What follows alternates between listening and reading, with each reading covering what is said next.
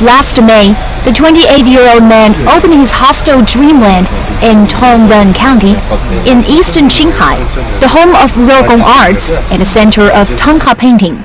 Tenzin Nangshu not only wants Dreamland, a traditional wooden structure to provide tourists with somewhere to stay and decent meal, but also wants his guests to experience and understand the real culture of his people. I don't need to tell anyone what a Tibetan culture is. You can see it in every painting on the wall, feel it in the handicrafts in every corner, and find it in books in the reading room. When Tibetan arts are mentioned, those who know anything at all think first of Tangka painting or patchwork bobola. Tenzin Nangshu wants to show people the vast spectrum of Tibetan crafts, especially those at risk of extinction. Tenzin Nangshu himself makes boots and drums, skills he learned from local craftsmen. Traditionally, Tibetan families pass on their boots from one generation to the next. They beat their sacred drums only once a year, so market demand is limited and the crafts are in danger of being lost forever.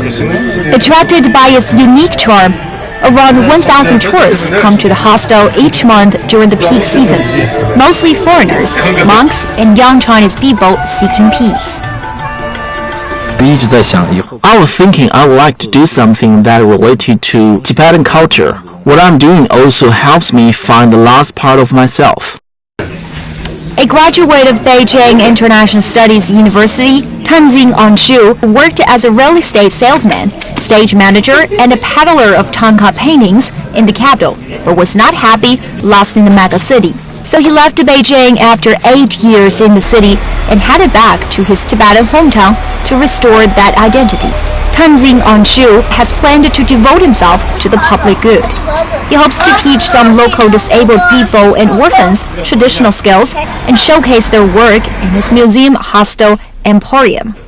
We want to develop Dreamland to be a social enterprise, which has a positive effect to this society. Just like some lectures we have held for free for people in need. Only in this remote and tranquil land do I really know who I am and what I'm doing.